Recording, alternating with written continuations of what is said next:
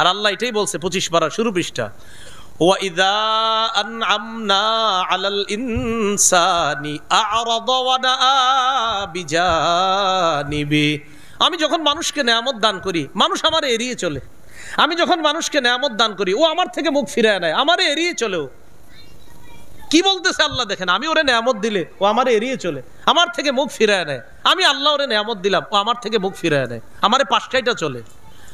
ওয়াইদা মাসসাহুশ শাররু ফাযু দুআইন আরিদ, কোন বিপদ যখন তাকে স্পর্শ করে লম্বা চওড়া দোয়াওয়ালা বনে যায়। কি বলছে দেখছেন, লম্বা চওড়া দোয়াওয়ালা বনে। আসসালামু আলাইকুম হুজুর, চলেন বাসায় দোয়া। এই পর্যন্ত কোন হুজুরের বাসায় নিছেন যে আপনি সুস্থতার অবস্থা, খালি কোন হুজুর বিপদ আপদ। যখনই নেওয়ার পর হুজুরে আবার আপনার জিজ্ঞাসা করে তো কেন আনছেন, কি করবো? হুজুর বিপদ আপদ লেগেই রয়েছে, দোয়া করেন। সুস্থতার সময় কয়জন বলছেন হুজুর দোয়া করেন?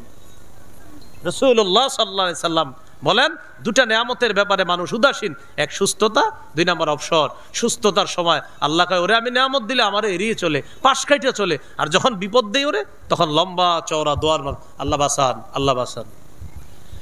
এজন্য আমার সাথে সবাই বলেন, বলেন বিপদে পড়ার সময় বলেন যতটা না আল্লাহকে ডাকি এর চেয়ে বেশি সুখের সময় আল্লাহকে ডাকবো।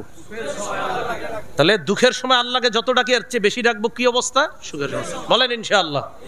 তাহলে সুখের সময় আমাদের রবকে বেশি বেশি ডাকবো, কারণ রব সুখের মধ্যে রাখছে, তাই রবকে বেশি বেশি ডাকবো। বলেন ইনশাআল্লাহ। তাহলে কয় নেয়ামতে উদাসীন? একটা সুস্থতা, আর একটা হলো অবসর সময়। গার্মেন্টসে রওনা করছে, রওনা করার পরে গার্মেন্টসে আপনি আরো 1 ঘন্টা আছে, 1 ঘন্টা পরে কাজ শুরু করবেন। আপনি জানেন যে আমার গার্মেন্টসে পৌঁছতে এখনো 1 ঘন্টা লাগবে, তাহলে 1 ঘন্টা পরে আপনি ব্যস্ত হয়ে যাবেন। 1 ঘন্টা এখনো অবসর আছেন, গাড়িতে বসে রয়েছেন, লেগুনায় বসে রয়েছেন, অটোতে বসে রয়েছেন, গল্প গুজবে না কাটায়া যে 1 ঘন্টা পরে আমার কাজে লাগতে হবে, অতএব 1 ঘন্টা কাজে লাগাই। সুবহানাল্লাহ, আলহামদুলিল্লাহ, লা ইলাহা ইল্লাল্লাহ, আল্লাহু আকবার। জান্নাতের মধ্যে জান্নাতীরা কোনো কিছুর আফসোস করবে না, একটা আফসোস করবে, ইস আরেকবার বেশি যদি ওই সময় আমি একটু কাজে লাগাইতে পারতাম, একটু বেশি যদি সুবহানাল্লাহ বলতে পারতাম, তো জান্নাতে আজকে আমার অবস্থানটা এখানে না হয়ে আরো উন্নত অবস্থান হতো। এই আফসোস সব জান্নাতি করবে। তাহলে যেই সময়টা আমার নষ্ট হয়ে গেল, এটার আফসোস জান্নাতীরাও করবে। আবার বুঝেন, সময়ের আফসোস জান্নাতীরাও করবে। তাহলে কয় নেয়ামতে আমরা উদাসীন? একটা সুস্থতা আর একটা সময়, সময় কাজে লাগাবো। রাসূলুল্লাহ সাল্লাল্লাহু আলাইহি সাল্লাম বলেন 5টি জিনিসের পূর্বে 5টি জিনিসকে মূল্যায়ন করো। বলেন তো কয়টা বিষয়কে মূল্যায়ন করব? 5টি। কয়টার আগে? 5টার আগে। মুস্তাদরাকে হাকিম বাইহাকির মধ্যে আসছে, ক্বালা রাসূলুল্লাহ সাল্লাল্লাহু আলাইহি ওয়াসাল্লাম ইগতানিম খামসান ক্বাবলা খামসিন শাবাবাকা ক্বাবলা হারামিক। রাসূলুল্লাহ সাল্লাল্লাহু আলাইহি সাল্লাম বলেন 5টি জিনিস তোমার জীবনে আসার আগে 5টি জিনিসকে মূল্যায়ন করো। 1 নম্বর শাবাবাকা ক্বাবলা হারামিক, বার্ধক্য আসার আগে যৌবনকালকে মূল্যায়ন করো। বার্ধক্যে পৌঁছার আগে যৌবনকালকে মূল্যায়ন করো। 2 নম্বর ওয়াসিহাতাকা ক্বাবলা সাকামিক, অসুস্থ হওয়ার পূর্বে সুস্থতার অবস্থাটাকে তুমি মূল্যায়ন করো। 3 নম্বর ওয়াফারাগাকা ক্বাবলা শুগুলিক, ব্যস্ত হওয়ার পূর্বে অবসর সময়টাকে তুমি মূল্যায়ন করো। ওয়াগিনাকা ক্বাবলা ফাকরিক, গরিব হয়ে যাওয়ার আগে টাকা পয়সাগুলোকে মূল্যায়ন করো। ধনাঢ্যর অবস্থাটাকে মূল্যায়ন করো। দরিদ্র হওয়ার আগে ধনী অবস্থাটাকে মূল্যায়ন করো। হালাল টাকাটা সঠিক খাতে কাজে লাগানোর চেষ্টা করো দরিদ্র হওয়ার আগে। 5 নাম্বার ওয়াহায়াতাকা ক্বাবলা মাউতিক, মরার আগে জীবনটাকে মূল্যায়ন করো। মরার আগে জীবনটাকে মূল্যায়ন করো। আমি আবার বলছি, রাসূলুল্লাহ সাল্লাল্লাহু আলাইহি সাল্লাম বলেন 5টি জিনিসকে মূল্যায়ন করো 5টি জিনিসের আগে। 1 নাম্বার শাবাবাকা ক্বাবলা হারামিক, বার্ধক্যে পৌঁছার আগে যৌবনকালটাকে মূল্যায়ন করো। 2 নাম্বার ওয়াসিহাতাকা ক্বাবলা সাকামিক, অসুস্থ হওয়ার আগে সুস্থতা অবস্থাটাকে মূল্যায়ন করো। 3 নাম্বার ওয়াফারাগাকা ক্বাবলা শুগুলিক, ব্যস্ত হওয়ার আগে অবসর সময়টা মূল্যায়ন করো। 4 নাম্বার ওয়াগিনাকা ক্বাবলা ফাকরিক, দরিদ্র হওয়ার আগে ধনাঢ্য অবস্থাটাকে তুমি মূল্যায়ন করো। 5 নাম্বার ওয়াহায়াতাকা ক্বাবলা মাউতিক, মরার আগে তোমার এই জীবনটাকে তুমি মূল্যায়ন করো। আল্লাহ আমাদের এই সুস্থতা আর অবসর সময় সহ আর যে আরো কথাগুলো নবী বললেন সবগুলোকে মূল্যায়ন করার তৌফিক দান করুন। তিরমিজির বর্ণনা 2416 নম্বর হাদিস। এই হাদিসের মধ্যে আসছে, আগে একটু আমরা পড়াশোনা করি সবাই, চলেন বলেন 5টি প্রশ্নের আগে বলেন, কিয়ামতের ময়দানে আদম সন্তানের 2 পা নড়বে না। তাহলে এক অংশ আমি, বাকি অংশ আপনারা বলেন তো, কয় প্রশ্নের আগে কিয়ামতের মাঠে 2 পা নড়বে না? 5টি প্রশ্নের আগে। قال رسول الله صلى الله عليه وسلم لا تزول قدم ابن آدم من عند ربه يوم القيامة حتى يسأل عن 50। কিয়ামতের ময়দানে রবের সামনে থেকে আদম সন্তানের 2 পা নড়বে না। একটু মাথায় আইনেন, একটু চিন্তায় আইনেন যে রবের সামনে আমি দাঁড়িয়ে আছি আর 5 প্রশ্ন আমাকে করা হবে, উত্তর না দেওয়ার আগে নাকি 5 প্রশ্নের আগে আমার 2 পা নড়বে না। এগুলো মাঝে মাঝে চিন্তায় আনবেন আর চিন্তা করবেন। 1 নাম্বার, আন উমরিহি ফিমা আফনা, জীবন সম্পর্কে প্রশ্ন, জীবন কোথায় কাটিয়েছ। 2 নাম্বার, ওয়া আন শাবাবিহি ফিমা আবলা, যৌবন সম্পর্কে, যৌবন কোথায় বিনাশ করেছে। 3 নাম্বার, ওয়া আন মালিহি মিন আইনা ইকতাসাবা, সম্পদ সম্পর্কে প্রশ্ন করা হবে, সম্পদ কোথা থেকে কামাই করছে। 4 নাম্বার, ওয়াফিমা আনফাকা, সম্পদ কোথায় ব্যয় করেছে। 3 নাম্বার, কোত্থেকে আয়। 4 নাম্বার, কোথায় ব্যয়। 5 নাম্বার, ওয়া বিমাজা আমিলা ফিমা আলিমা, যা জেনেছে জানা অনুযায়ী আমল করেছে কিনা। এই 5 প্রশ্নের উত্তর না দেওয়ার আগে, 5 প্রশ্ন করার আগে আদম সন্তানের 2 পা নড়বে না। প্রিয় ভাইয়েরা, 1 নাম্বার জীবন, 2 নাম্বার যৌবন। 1 নাম্বার জীবন, 2 নাম্বার যৌবন। এর মানে আমার জীবন যৌবনের পুরাটা সময় পাই টু পাই হিসাব আল্লাহর কাছে দিতে হবে। আল্লাহ আমাদের সকলকে সুস্থতার সময় কাজে লাগানোর তৌফিক দান করেন। তাহলে আমরা পার্থিব জীবনে আছি, মনে আসিনি, ভুলে গেছে। শৈশবকাল, যৌবনকাল, বার্ধক্যকাল, পুরা সব মিলে আমাদের জীবনটা হবে সুস্থতার জীবন আছে। আবার সময়গুলা পুরাটা জীবনের প্রত্যেকটা অংশই, মুহূর্ত খুব গুরুত্বপূর্ণ, দামি। বিশেষ করে বালেগ হওয়ার পর আমার প্রতিটা মুহূর্ত কিন্তু আমাকে কঠিনভাবে চলতে হবে, বুঝে শুনে চলতে হবে, একটু যেন এদিক সেদিক না হয়। কেন? কারণ কিয়ামতের ময়দানে আমাকে প্রশ্নের মুখোমুখি হতে হবে। আল্লাহ আমাদের সকলকে সময়গুলা কাজে লাগানোর তৌফিক দান করেন। তো রাসূলুল্লাহ সাল্লাল্লাহু আলাইহি ওয়াসাল্লাম এক হাদিসের মধ্যে বলেন, কিয়ামতের আগে সময় একদম নিকটবর্তী হয়ে যাবে। আমরা যে সময়টা আছি, এই সময় দেখবেন বরকত পাইতেছি না আমরা। জুমা আজকে শুক্রবার না, এই দেখবেন হঠাৎ আবার শুক্রবার এসে গেছে, সময় কেমন যেন বরকত হচ্ছে না। এটা তিরমিজিতেও আছে। তিরমিজির বর্ণনা 2332 নম্বর হাদিস। এই হাদিসের মধ্যে আছে, ক্বালা রাসূলুল্লাহ সাল্লাল্লাহু আলাইহি ওয়াসাল্লাম লা তাকুমুস সাআতু হাত্তা ইয়াতাকারাবাজ জামান হাত্তা তাকুনাস সানাতু কাশ-শাহরি ওয়াশ-শাহরু কাল-জুমআ ওয়া তাকুনুল জুমআতু কাল-ইয়াওম ওয়া ইয়াকুনুল ইয়াওমু কাস-সাআ ওয়া তাকুনুস সাআতু কাদ-দারমাতি বিন-নার।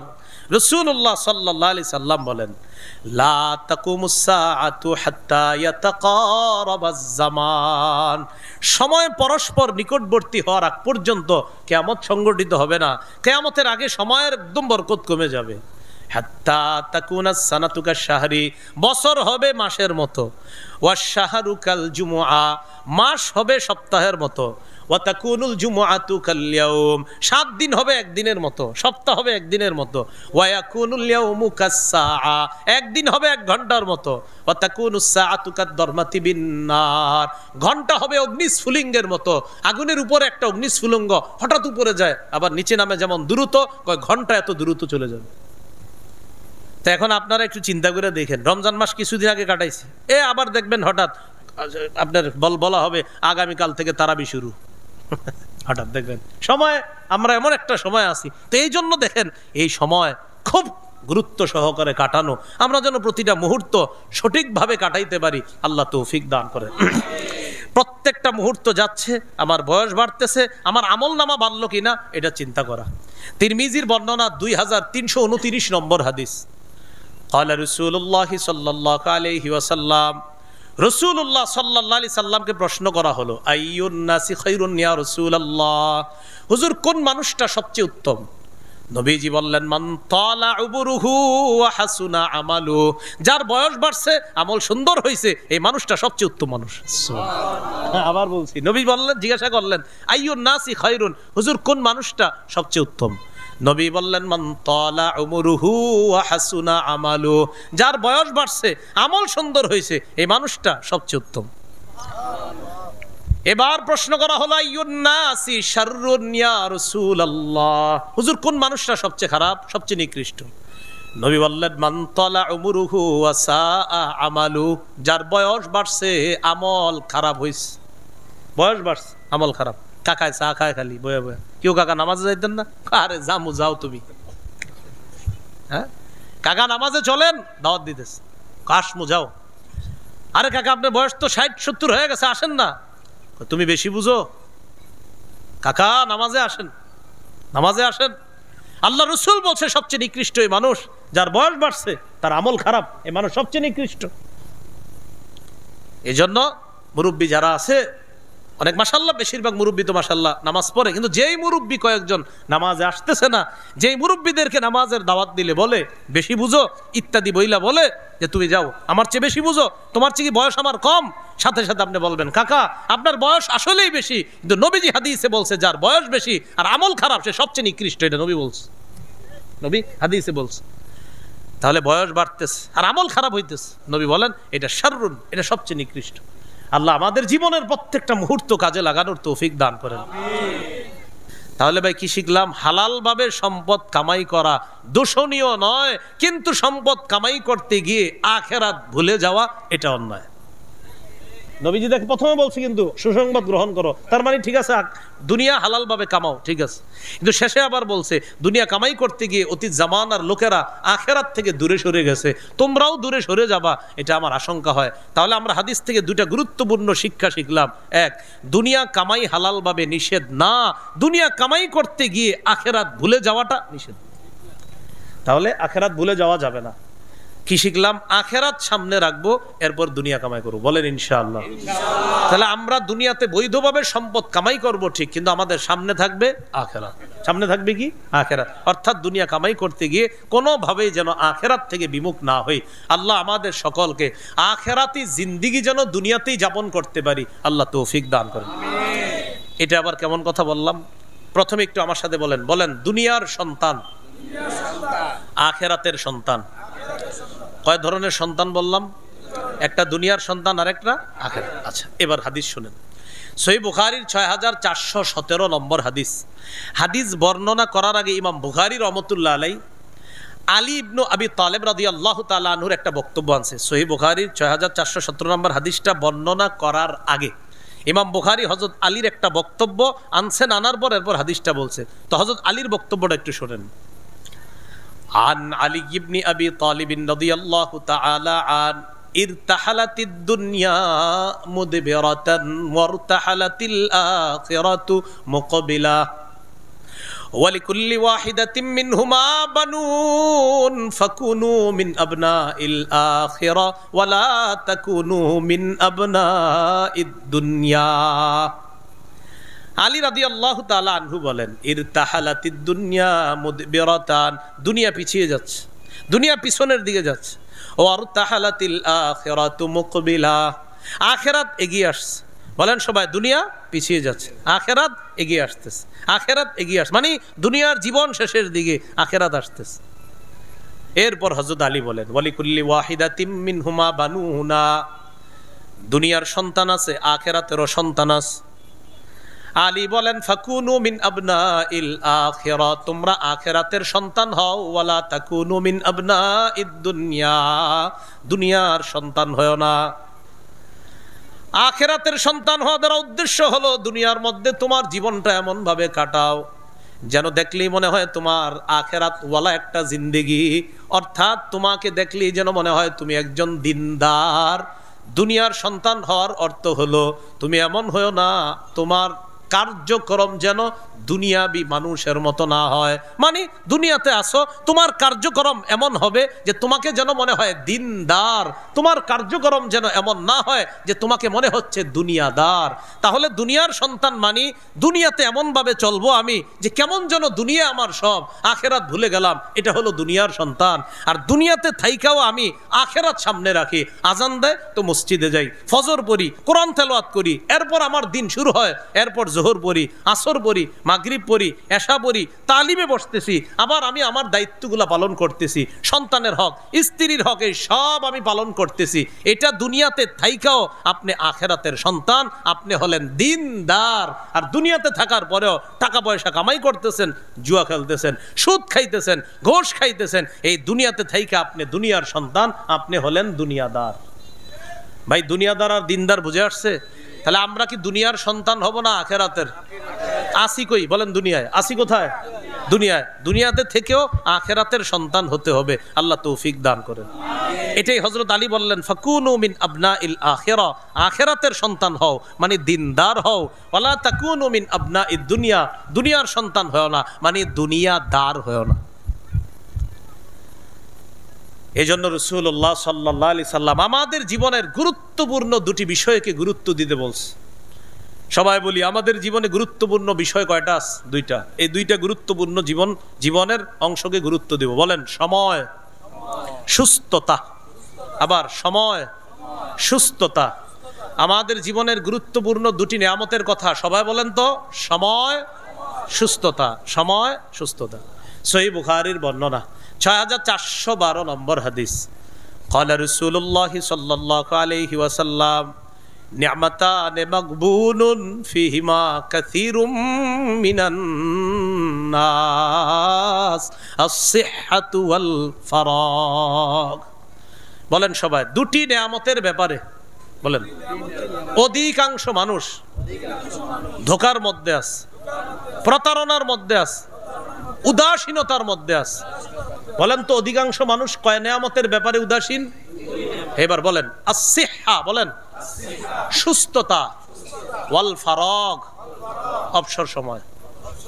এই দুইটা নিয়ামতের ব্যাপারে মানুষ উদাসীন, মানুষ প্রতারণার মধ্যে, মানুষ ধোঁকার মধ্যে। এই দুই নিয়ামত, একটা সুস্থতার নিয়ামত আর একটা অবসর সময়। সুস্থতার সময় দেখবেন জিকির করে না বেশি, দোয়া করে না বেশি, আল্লাহরে ডাকে না। অসুস্থ হইলেই আল্লাহ বাসান, আল্লাহ বাসান, অসুস্থ হইলে। তাহলে সুস্থতার সময় আল্লাহকে ডাকে না।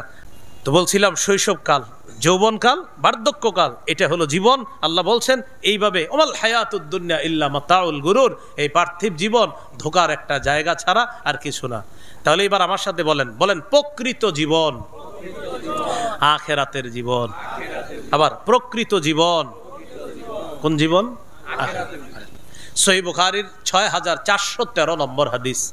এই হাদিসের বর্ণনা, ক্বালা রাসূলুল্লাহ সাল্লাল্লাহু আলাইহি ওয়াসাল্লাম, আল্লাহুম্মা লা আইশা ইল্লা আইশুল আখিরা ফাসলিহিল আনসার ওয়াল মুহাজিরা। নবীজি বলেন, হে আল্লাহ, আখিরাতের জীবন প্রকৃত জীবন। নবীজি বলতেছে, হে আল্লাহ, আখিরাতের জীবন প্রকৃত জীবন।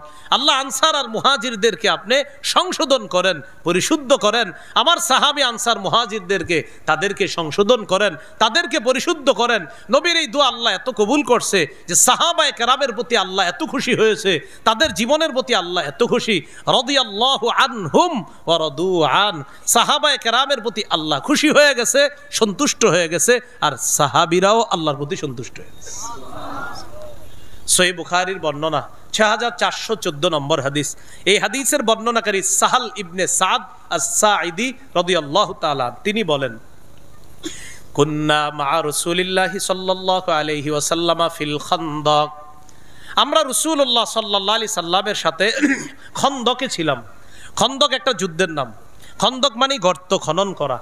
সালমান ফারসি রাদিয়াল্লাহু তাআলা আনহুর পরামর্শে রাসূলুল্লাহ সাল্লাল্লাহু আলাইহি সাল্লাম গর্ত খনন করলেন যেন কাফেররা উপাস থেকে এই পাশে আসতে কষ্ট হয়। এই গর্ত খননের কাজে আল্লাহর নবী নিজে হাত মুবারক খরচ করে, হাতের কষ্ট ব্যয় করে নবী নিজে অংশগ্রহণ করছে। নবী নিজে গর্ত করছে।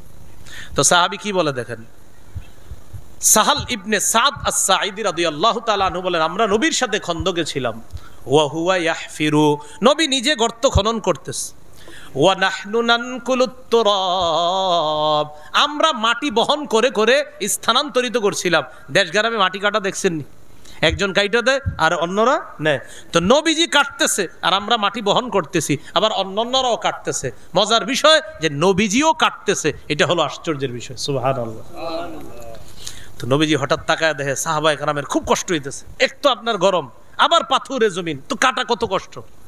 সাহাবীদেরকে সান্ত্বনা দেওয়ার জন্য আর কাজের গতি বাড়ানোর জন্য তো সাহাবীরা বলে, ওয়ায়ামুরু বিনা, নবী আমাদের পাশ দিয়ে অতিক্রম করলেন, আমাদের দিকে তাকায় বললেন, আল্লাহুম্মা লা আইশা ইল্লা আইশুল আখিরা ফাগফির লিল আনসারি ওয়াল মুহাজিরা। নবী তাদেরকে উৎসাহ দেওয়ার জন্য বললেন, আল্লাহ আখিরাতের জীবন, প্রকৃত জীবন, আমার এই আনসার মুহাজির সাহাবীদের সকলকে আপনি মাফ করে দেন। কাজের গতি বাড়ায়। আমাদের নবী এত সুন্দর দোয়া করে, তারও কাজ করি। রাসূল সাল্লাল্লাহু আলাইহি সাল্লাম যা আমাদের শিক্ষামূল, প্রকৃত জীবন কোনটা? আখিরাত। এটাই প্রকৃত জীবন, আখিরাতের জীবন। এটা আমার বলার মূল উদ্দেশ্য, যে প্রকৃত জীবন আখিরাতের।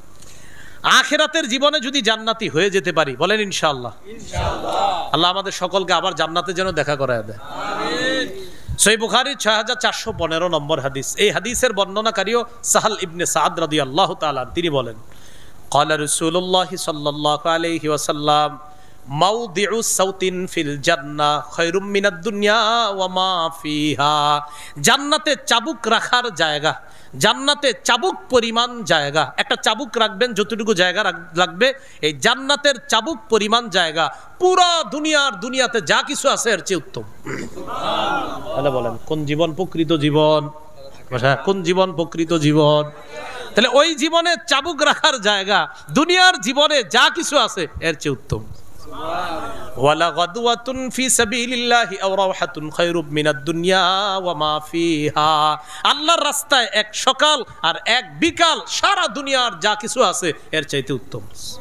এই হাদিসের শেষে এটা আছে, সহিহ বুখারী 6416 নম্বর হাদিস। এই হাদিসের বর্ণনাকারী আব্দুল্লাহ ইবনে ওমর রাদিয়াল্লাহু তাআলা আনহুমা। এই আব্দুল্লাহ ইবনে ওমর রাদিয়াল্লাহু তাআলা আনহুমার কাঁধে, এই কাঁধ, এটা কাঁধ না, এই কাঁধে নবীজি সাল্লাল্লাহু আলাইহি সাল্লাম হাত রাখছে। একটু ভাবেন তো, নবী তার সাহাবীর কাঁধে হাত রাখছে, একটু সবাই কল্পনা নেন দৃশ্যটা কত চমৎকার। হ্যাঁ, আব্দুল্লাহ ইবনে ওমর রাদিয়াল্লাহু তাআলা আনহুমা বলেন, আখাযা রাসূলুল্লাহ সাল্লাল্লাহু আলাইহি সাল্লাম বিমানকিবি, নবী আমার কাঁধ ধরছে।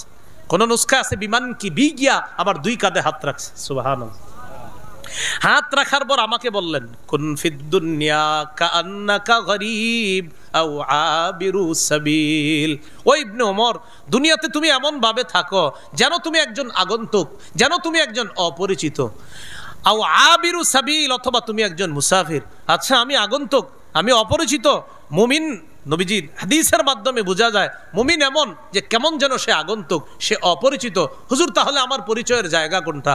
আমি আগন্তুক, তাহলে কোত্থেকে আসছি? হাদিস দ্বারা বোঝা যায়, আরে মুমিন, তোমার আসল জায়গা, আসল পরিচয় তো জান্নাতে। আও আবিরু সাবিল, অথবা তুমি মুসাফির। পুরা দুনিয়ায় সব মুমিন চলবে মুসাফিরের মতো। হুজুর, তাহলে আমি মুসাফির হইলে আমার আসল বাড়ি কোনটা? আসল বাড়ি জান্নাত। মুমিনের আসল বাড়ি কোনটা হবে?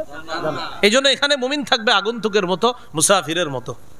ইবনে ওমর রাদিয়াল্লাহু তাআলা আনহুমা এবার যে কথাটা বললেন, এটা স্বর্ণাক্ষরে লিখে রাখার মতো, পকেটে রাখবেন। ডেলি গার্মেন্টসে যখন আসবেন, বিভিন্ন ফ্যাক্টরিতে কাজে যাবেন, এটা সকালে একবার দেখবেন, সন্ধ্যা একবার দেখবেন। ইবনে ওমর কি বলে দেখেন, ইদা আমসাইতা ফালা তানতাজিরিস সাবাহ ওয়া ইদা আসবাহতা ফালা তানতাজিরিল মাসা। ইদা আমসাইতা ফালা তানতাজিরিস সাবাহ। বলেন আমার সাথে সবাই, যখন সন্ধ্যায় উপনীত হও, সকালের অপেক্ষা করো না। যখন সকালে উপনীত হও, সন্ধ্যার অপেক্ষা করো না।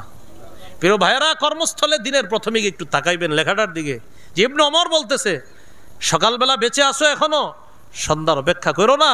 সন্ধ্যায় দেখা চিন্তা করবেন যে ইবনে ওমর বলতেছে ওই বুখারীর ওই হাদিসের শেষে, সন্ধ্যায় বেঁচে আসো, সকালের অপেক্ষা করো না। কথাটা ডেলি দেখবেন যে কি বলতেছে কথাটা।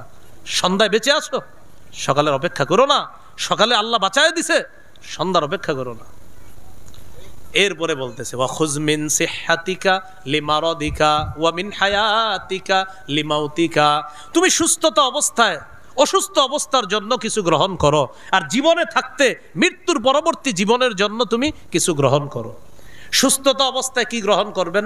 আপনি সুস্থ আছেন, কিছু ইবাদত বন্দিগি নিয়মিত করতেছেন, অসুস্থ হওয়ার পরে আর করতে পারেন নাই। আবার বলছি, সুস্থ অবস্থায় কিছু ইবাদত করতেছেন আপনি, অসুস্থ হওয়ার পর ইবাদতটা করতে পারেন নাই, ইবাদত না করলেও সওয়াব বন্ধ হবে না।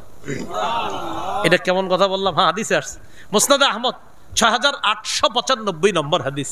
এই হাদিসের মধ্যে আসছে রাসূলুল্লাহ সাল্লাল্লাহু আলাইহি সাল্লাম বলেন, ইন্নাল আবদা ইযা কানা আলা তরিকাতিন হাসানাতিন মিনাল ইবাদা সুম্মা মারিদা কিলা লিল মালাকিল মুআক্কালি বিহি উকতুবু লাহু বিমিসলি আমালিহি ইযা কানা তলিকা। রাসূলুল্লাহ সাল্লাল্লাহু আলাইহি সাল্লাম বলেন, কোন বান্দা যখন সঠিক একটা ইবাদতের পদ্ধতি গ্রহণ করে, সুস্থ অবস্থায় মনে করেন ডেইলি আমল করেন একটা, হঠাৎ অসুস্থ হয়ে গেছেন, অসুস্থ হওয়ার পর ওই বান্দার আমল নামা যে লেখে, ওই নিয়োজিত ফেরেশতাকে আল্লাহর পক্ষ থেকে বলা হয় উকতুব লাহু বিমিসলি আমালিহি ইযা কানা তলিকা। বান্দা সুস্থ থাকতে যে আমল করলে সওয়াব লেখতা, এখনো সওয়াব লিখতে থাকো। ও তো এখন অসুস্থ, তো আমি আল্লাহ তো কম দেই না, ও অসুস্থ তাই আমল করতে পারতেছে না, আমি রব তো কম দেই না, আমার বান্দাকে আমি কম দিব কেন?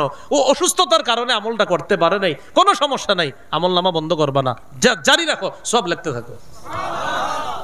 এই জন্য সুস্থ অবস্থায় বললাম, ওই যে আমরা খালি অসুস্থ হইলে আল্লাহরে ডাকি, সুস্থ অবস্থায় বেশি বেশি ইবাদত করবেন। তাহলে কি হবে? যে আপনি প্রতিদিন একটা ইবাদত করেন, প্রতিদিন হঠাৎ অসুস্থ হয়ে গেছেন, আল্লাহ তো জানে যে আমার এই বান্দা সুস্থ থাকলে আমলটা করতো, এই ফেরেশতারা সওয়াব লেখা বন্ধ করো না, আমার বান্দা অসুস্থ তাই না আমলটা পারছে না করতে, বাস সওয়াব লিখতে থাকো। আল্লাহ আমাদেরকে কথাগুলা বোঝার তৌফিক দান করেন। তো বলছিলাম প্রকৃত জীবন কোনটা? আখেরাতের জীবন। তাই আখেরাতের জীবনটা সামনে রেখে দুনিয়ার জীবনটা কাটানোর চেষ্টা করা, আল্লাহ তৌফিক দান করে। আব্দুল্লাহ ইবনে মাসউদ রাদিয়াল্লাহু তাআলা আনহুর বর্ণনা, রাসূলুল্লাহ সাল্লাল্লাহু আলাইহি সাল্লাম হাদিসের মধ্যে বলছে, লম্বা হাদিস, এই হাদিসে আল্লাহ রাসূল সাল্লাল্লাহু আলাইহি সাল্লাম দুনিয়া আর আখেরাতের মানুষগুলা তারা কিভাবে কাটাবে, কত সুন্দরভাবে তাদের জীবনটা হবে, এই ব্যাপারে লম্বা আলোচনা বুখারীর হাদিসের মধ্যে আছে। 6417 নম্বর হাদিসের মধ্যে রাসূল সাল্লাল্লাহু আলাইহি সাল্লাম আখিরাত সম্পর্কে আলোচনা করছে, যে কিভাবে মানুষ দুনিয়ার ধোকায় না পড়ে আখিরাতের মুখী হতে পারে, এই আলোচনাগুলো লম্বাভাবে করছে।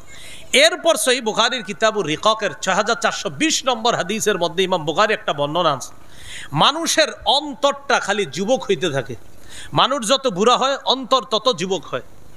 দেখেন কি বলে, আবার বলছি, 6420 নম্বর হাদিসে নবী বলেন, লা ইয়াজালু কলবুল কাবীরি শাবান ফিসনাতাইন। কয় বুড়া মানুষের অন্তর দুই ক্ষেত্রে যুবক হয়। বলেন, বুড়া মানুষের অন্তর কয় ক্ষেত্রে যুবক হয়? এক নাম্বার ফি হুব্বিদ দুনিয়া, দুনিয়ার ভালোবাসার ক্ষেত্রে তার অন্তর খালি যুবক হয়। দুই নাম্বার ওয়াতুলিল আমাল, লম্বা আশার ক্ষেত্রে তার অন্তর খালি যুবক হয়। একটা হলো হুব্বিদ দুনিয়া, দুনিয়ার ভালোবাসা, আর একটা লম্বা আশা। এই হলো, এই ক্ষেত্রে তার অন্তরটা খালি যুবক হইতে থাকে। কেউ কাকা মন এত খারাপ কেন? বললো না, 5টা ছেলে ইতালিতে আছে, তো মাশাআল্লাহ ভালো কথা, বেতন কেমন পায়? 12-13 লাখ পায়। আর 6 নম্বর ছেলেটা বাংলাদেশে 50,000 টাকা মাত্র পায়, এটার এখনো কোনো কিল কেনারা করতে পারি নাই, মনটা ভালো না, বয়স 75 কাকার।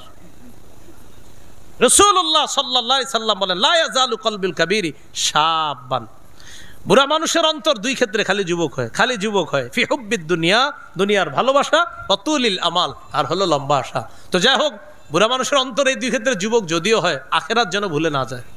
ভাই কি বললাম? আখেরাত যেন ভুলে না। সহিহ বুখারী 6421 নম্বর হাদিসে আছে, ইয়াকবারু ইবনু আদম ওয়া ইয়াকবারু মাহু ইসনান, আদম সন্তান বড় হয়, ওয়া ইয়াকবারু মাহু ইসনান, দুই ক্ষেত্রে তার আশাটাও বড় হয়। আদম সন্তানের বয়স বাড়ে, দুই ক্ষেত্রে তার আশাও বাড়ে। রাসূল বলেন, ইয়াকবারু ইবনু আদম, আদম সন্তানের বয়স বাড়ে, ওয়া ইয়াকবারু মাহু ইসনান, বয়স বাড়ার সাথে সাথে দুই ক্ষেত্রে তার আশাটাও বাড়তে থাকে। এক নাম্বার হুব্বুদ দুনিয়া, দুনিয়ার ভালোবাসা। দুই নাম্বার ওয়াতুলুল উমর, এই হাদিসে আসছে উমর, লম্বা জীবন দুনিয়াতে থাকবে, এই আশা তার খালি বাড়ে। আরো কাকা বয়স কত? 95। তুই আরো বাঁচতে চায়, আরো বাঁচতে চায়, এই হলো আশা। তো এই দুই ক্ষেত্রে তাদের আশা এগুলা বাড়তে থাকে। সহিহ বুখারীর বর্ণনা 6433 নম্বর হাদিস। এই হাদিসের মধ্যে লম্বা হাদিসের শেষে একটা কথা আছে, এই কথাটা একটু মন দিবেন। আগে পুরো হাদিসটা শুনেন আর শেষের কথাটা মন দিবেন। কি কয় দেখেন, একজন ব্যক্তি আছে তার নাম ইবনে আবান। বলেন কি নাম? ইবনে আবান। তার পুরো নামটা হলো হুমরান ইবনে আবান। কি নাম? হুমরান। ইমরান না, হুমরান। হুমরান ইবনে আবান মানে হামিম র আলিফ নুন, হুমরান ইবনে আবান। ইমাম বুখারী মূল সনদে মূল মতন মানে মূল হাদিসের উপরে আনছে আন্না ইবনে আবান, শেষে আবার ইমাম বুখারী লেখা দিছে যে ইবনে আবান হলো হুমরান ইবনু আবান। এই হুমরান ইবনু আবান থেকে বর্ণনা, তিনি বলেন আতাইতু উসমান ইবনে আফফান রাদিয়াল্লাহু তাআলা আন বিতুহুরিন ওয়া হুয়া জালিসুন আলাল মাকাঈদ। ওসমান গনি রাদিয়াল্লাহু তাআলা এক জায়গায় বসা, আমি তার কাছে ওযুর পানি নিয়ে গেলাম, ওযুর পানি। ফাতাওয়াদ্দা ফাহসানাল উযুআ, তিনি সুন্দরভাবে ওযু করলেন। ওযু করার পর হযরত ওসমান বললেন রাআইতুন নাবিয়্যা সাল্লাল্লাহু আলাইহি ওয়াসাল্লাম তাওয়াদ্দা, আমি আল্লাহর রাসূলকে ওযু করতে দেখেছি। ফি হাদাল মজলিসি, এই মজলিসে। হযরত ওসমান বলেন আমি নবীরে এই মজলিসে ওযু করতে দেখেছি। সুম্মা ক্বালা ফাহসানাল উযুআ, নবী সুন্দরভাবে ওযু করছে। সুম্মা ক্বালা, এরপর আল্লাহ নবী বলছে মান তাওয়াদ্দা মিসলা হাযাল উযু, আমি নবী যেইভাবে ওযু করলাম এইভাবে যদি আমার কোনো উম্মত ওযু করে। সুম্মা আতাল মাসজিদা, এরপর যদি সে মসজিদে আসে। সুম্মা রাকা রাকাতাইন, এরপর যদি সে 2 রাকাত নামাজ পড়ে। সুম্মা জালাসা, এরপর কিছু সময় মসজিদে বসে থাকবে। গুফিরা লাহু মা তাকদ্দামা মিন যামবি, তার আগের সব গুনাহ মাফ করে দেওয়া হবে। সুন্দরভাবে ওযু করবেন, ওযু করে মসজিদে যাইবেন, 2 রাকাত নামাজ পড়বেন, এরপর একটু বসবেন, নবীজি বলেন আগের গুনাহ মাফ। আমি কিন্তু শেষ কথাটা এখনো বলিনি। এই হাদিসের শেষে নবী বললেন সুম্মা ক্বালা রাসূলুল্লাহ সাল্লাল্লাহু আলাইহি ওয়াসাল্লাম লা তাগতাররু, হে আমার উম্মত তোমরা দুনিয়ার ধোঁকা খেও না। লা তাগতাররু, ধোঁকা খেও না তোমরা, এই পার্থিব জগতের ধোঁকা খেও না। তোমাদের প্রকৃত জীবন লা তাগতাররু। হাদিসের শেষে নবী বলছে লা তাগতাররু, ধোঁকা খেও না। এজন্য প্রিয় মুসলমান ভাইয়েরা, নেককার মানুষ দুনিয়া থেকে আস্তে আস্তে বিদায় নিচ্ছে। এই নেককাররা থাকতে তাদের থেকে যত বেশি উপকৃত হওয়া যায়, গাজীপুরের উলামায়ে কেরামের তাদের যত কাছাকাছি যাইতে পারবেন, আল্লাহওয়ালা বুজুর্গ যারা তাদের যত কাছে যাইতে পারবেন, কাছের উলামায়ে কেরামদেরকে বেশি গুরুত্ব দিবেন, তাদের যত সোহবত নেওয়া যায়। সহিহ বুখারী 6434 নম্বর হাদিসে আসছে ইয়াযহাবুস সালিহুনা আল আউয়াল ফাল আউয়াল, নেককার মানুষ একে একে চলে যাবে। নবী বলেন ইয়াযহাবুস সালিহুনা আল আউয়াল ফাল আউয়াল, নেককার মানুষগুলো একে একে চলে যাবে। রাসূলুল্লাহ সাল্লাল্লাহু আলাইহি সাল্লাম বলেন নেককার মানুষগুলো একে একে চলে যাবে। এই কথা বলার পর নবী বলেন ওয়া তাবকা হুফালাতুন কাহুফালাতিশ শাঈরি আওয়াত তামরি, এরপর অব্যবহার্য খেজুরের অংশের মতো কিছু অপদার্থ মানুষ বেঁচে থাকবে। ভালো মানুষগুলা চলে যাবে, হুফালা যেগুলা বেঁচে থাকবে সব অকেজু অপদার্থ, এরা কাজের মানুষ না। লা ইউবালিহিমুল্লাহু বালাতান, আল্লাহ তাদেরকে কোনো গ্রাহ্যই করবে না, এদেরকে আল্লাহ কোনো গ্রাহ্য করবে না। ভাই নেককাররা কিন্তু চলে যাচ্ছে। আপনি দেখেন গত 2-3 বছরে আমাদের দেশে বড় বড় বুজুর্গ আলেমরা বিদায় নিচ্ছে, হ্যাঁ অনেক। তো এই জন্য ওলামায়ে কেরাম নেককার যারা, তাদের সোহবতে বেশি বেশি যান, আখিরাতের ফিকির তাদের কাছ থেকে শেখার চেষ্টা করেন, আল্লাহ তৌফিক দান করেন। এইগুলো সহিহ বুখারীর 6434 নম্বর হাদিসের বর্ণনা। সহিহ বুখারীর বর্ণনা 6435 নম্বর হাদিসের মধ্যে আল্লাহ রাসূল সাল্লাল্লাহু আলাইহি সাল্লাম বলেন তাইসা আব্দুদ দিনার ওয়াদ দিরহাম, স্বর্ণওয়ালারা ধ্বংস, রূপাওয়ালারা ধ্বংস। ওয়াল কাতিফা ওয়াল খামিসা, রেশমের পোশাকওয়ালারা ধ্বংস, পশমের পোশাকওয়ালারা ধ্বংস। বুঝাইছে যারা দুনিয়াদার হয়ে আখিরাত ভুলে গেছে তারা ধ্বংস। রূপা তো নিষেধ না, স্বর্ণ তো নিষেধ না, স্বর্ণ মানুষ ব্যবসা করে, রূপার ব্যবসা করে। তো রাসূল বলতেছে তাইসা আব্দুদ দিনার, স্বর্ণের দাসরা ধ্বংস। ওয়াদ দিরহাম, রূপার দাস ধ্বংস। ওয়াল কাতিফা, রেশমের দাসরা ধ্বংস। ওয়াল খামিসা, পশমের দাসরা ধ্বংস। এর মানে স্বর্ণওয়ালা, রূপাওয়ালা, রেশমওয়ালা, পশমের পোশাকওয়ালা। বুঝাইছে যে ধন সম্পদওয়ালারা ধ্বংস। উদ্দেশ্য হলো যে যারা ধন সম্পদের মোহে আখিরাত ভুলে গেছে। এটা আবার সহিহ বুখারীর আরেক বর্ণনা আছে স্পষ্ট। রাসূল তার এক সাহাবীরে বলতেছে ইন্নাল মুকিল্লিনা ইন্নাল মুকসিরিনা হুমুল মুকিল্লুনা ইয়াউমাল কিয়ামা। সম্পদশালীরা কিয়ামতের ময়দানে সওয়াব হবে একদম কম। সাথে সাথে আল্লাহ নবী বলেন, তবে যাদেরকে আল্লাহ প্রচুর সম্পদ দিছে আর সে সঠিক খাতে ব্যয় করছে, দুনিয়াতে তার সম্পদও যেমন বেশি, আখিরাতে তার সওয়াবও হবে বেশি। তাহলে কি শিখে এখান থেকে আমরা শিখলাম হল কি আপনার, যে স্বর্ণওয়ালা রূপাওয়ালা এরা ধ্বংস, মানি স্বর্ণ রূপার মোহে পড়ে পিছনে পড়ে যারা আখিরাত ভুলে যাবে। তো ভাই আমার মূল কথাটা, দুনিয়ার জীবন এটা হলো ধোকার জীবন, ধোকার জিন্দেগি। আখেরাতের জীবন প্রকৃত জীবন। মুমিনের জন্য এটা পরীক্ষার জায়গা। এখানে মুমিন সব কাজ করবে আখেরাতকে সামনে রেখে। আমরা সবাই আখেরাতকে সামনে রেখে এই দুনিয়ার জীবনটা যেন কাটাইতে পারি, আল্লাহ তৌফিক দান করেন। তাহলে সামনে রাখতে হবে কি বলেন তো, আখেরাত। একটা হাদিস শুনেন, মজার হাদিস, সহিহ বুখারী 6436 নম্বর হাদিস। এই হাদিসে আসছে, ও এটা খুতবায় পড়ছি, এই হাদিসের অনুবাদ দিতে করলাম না, তো দুয়াজি হইল না, শুরুতে এটা পড়ছি। লাউ আন্নাল ইবনি আদামা, এটা বললাম না, লাউ আন্নাল ইবনি আদামা ওয়াদিয়ানি মিন মাল। আদম সন্তানের যদি সম্পদের দুইটা এলাকা থাকে, কয়টা? মানে আপনার 2 এলাকা পরিমাণ স্বর্ণের মালিক আপনি, 2 এলাকা, 2টা উপত্যকা, কয় লাত্তাকা সালিসা, সে বলবে আরেকটা লাগবে। 2 এলাকার শুধু স্বর্ণ আছে, মানে আপনি এই পুরা গাজীপুর কি আছে, কয় পুরা গাজীপুরে খালি স্বর্ণ আর স্বর্ণ, এটার মালিক আমি। আদম সন্তান বলবে আরেকটা লাগবে, লাব্বা সালিসা, ও বলবে আমার তৃতীয়টা লাগবে। নবী বলেন মাটি ছাড়া ওর পেট কেউ ভরতে পারে না। কয় সেটা কি? কয় সেটা হলো কবরের মাটি। মৃত্যু হবে, তার পেট ভরবে, এর আগে তার পেট ভরবে না। তো প্রিয় ভাইয়ারা আবার আসেন, বলেন শৈশবকাল, যৌবনকাল, বার্ধক্যকাল, এটা হলো আমাদের জীবন। এই জীবনের সময়গুলা খুব কাজে লাগাতে হবে। গুরুত্বপূর্ণ 2টি নিয়ামত আছে আমাদের জীবনে, কি কি জানি? সুস্থতা আর হলো সময়। এই 2টা সময়, সুস্থতা, 2টাকে আমরা কাজে লাগাইতে হবে, কারণ প্রতিটা সময় মুহূর্ত এগুলার হিসাব আল্লাহর কাছে দিতে হবে। আল্লাহ আমাদের সকলকে এই দুনিয়ার মধ্যে আমরা যখন কাটাবো, আমরা যেন আখেরাতের সন্তান হয়ে দুনিয়াটায় কাটাতে পারি। মনে আছেন হযরত আলীর কথা, আখেরাতের সন্তান হয়ে যেন দুনিয়ার জীবনটা আমরা শেষ করতে পারি। আল্লাহ তৌফিক দান করেন। সুবহানাল্লাহি ওয়া বিহামদিহি, সুবহানাকাল্লাহুম্মা ওয়া বিহামদিকা, আশহাদু আল্লা ইলাহা ইল্লা আনতা, আস্তাগফিরুকা ওয়া আতুবু ইলাইক। মিম্বরের আমানত যারা অতিথি নিয়েছেন, আপনাদের জন্য সুসংবাদ হলো 5ম 6ষ্ঠ খণ্ডও বের হয়েছে। আগে তো 4 খণ্ড বের হয়েছিল। আমি গত বছর বলছিলাম বের হবে, সবাই খালি জিজ্ঞাসা করছেন কবে কবে কবে, তো আমি খালি বলতাম আসতেছে আসতেছে, আইসা গেছে, অনলাইনে পাওয়া যাচ্ছে। 5ম খণ্ডের আলোচনা হলো ইসলামের প্রথম ভিত্তি নিয়ে, আশহাদু আল্লা ইলাহা ইল্লাল্লাহ ওয়া আশহাদু আন্না মুহাম্মাদার আবদুহু ওয়া রাসূলুহু, এই 2 অংশ নিয়ে প্রথম খণ্ডের আলোচনা, মানে আপনার 5ম খণ্ডের আলোচনা। 6ষ্ঠ খণ্ডের আলোচনা হলো ইসলামের দ্বিতীয় ভিত্তি, নামাজ নিয়ে। তো 5ম 6ষ্ঠ খণ্ড এই 2টাও নতুন আসছে, মার্কেটও আছে।